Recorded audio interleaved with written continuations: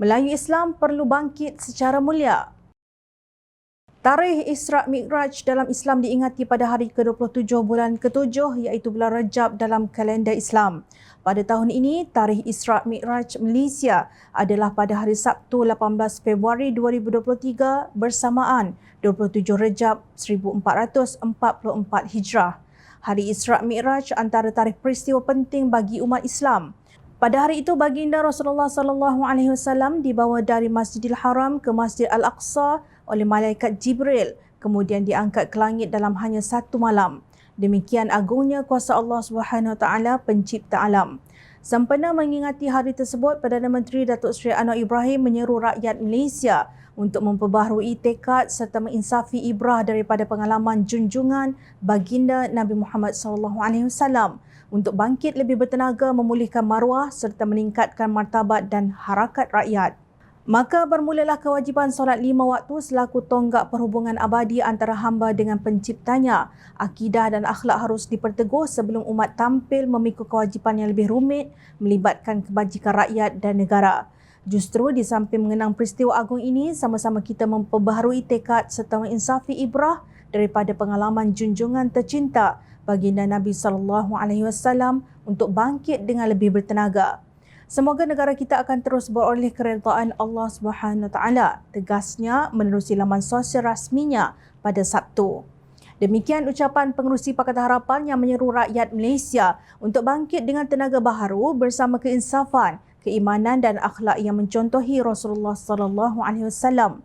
Bangkit bukan bermakna berarak sambil mengangkat pedang dan lembing. Waimah hanya tiruan demi menunjukkan kekuatan.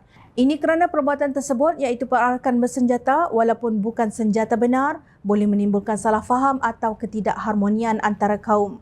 Menteri di Jabatan Perdana Menteri Hal Ehwal Agama Datuk Dr. Muhammad Naim Mukhtar berkata perbuatan pemuda PAS Terengganu yang mengenakan kostum pakaian ala tentera abad pertengahan di Eropah sambil berarak amatlah tidak sesuai dianjurkan dalam masyarakat seperti di Malaysia. Pada khidmat saya, tindakan berarak dengan kaedah tersebut adalah tidak wajar dan boleh memberikan gambaran yang tidak baik kepada agama Islam dan negara. Adalah lebih baik penganjur menonjolkan nilai-nilai Islam yang bersifat damai, mengajak kepada perpaduan dan kesejahteraan. Semua pihak adalah bertanggungjawab untuk menyeru kepada keamanan dan keharmonian dalam masyarakat. Apa-apa tindakan yang boleh mengundang kegelisahan awam perlulah dielakkan sama sekali, katanya dalam satu kenyataan. Sehubungan dengan itu, Ketua Dewan Pemuda PAS Negeri Kelantan Muhammad Kamal Muhammad tampil mengkritik teguran Menteri Hal Ehwal Agama.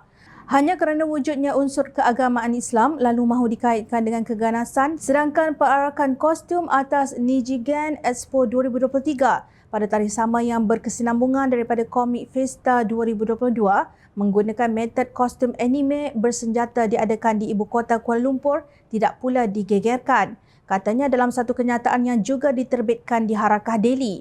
Menurut beliau, kewujudan peperangan dan pemakaian kostum seumpama itu hanyalah simbol kegemilangan tamadun Islam.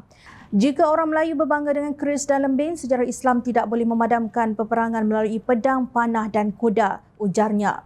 Beliau juga membandingkan dengan perarakan beragam watak komik dan anime. Begitu juga bukan Islam yang mempunyai nilai sentimental tertentu dengan kostum peperangan termasuk anak muda yang terpengaruh dengan watak komik dan anime lalu dipertontonkan melalui perarakan beragam.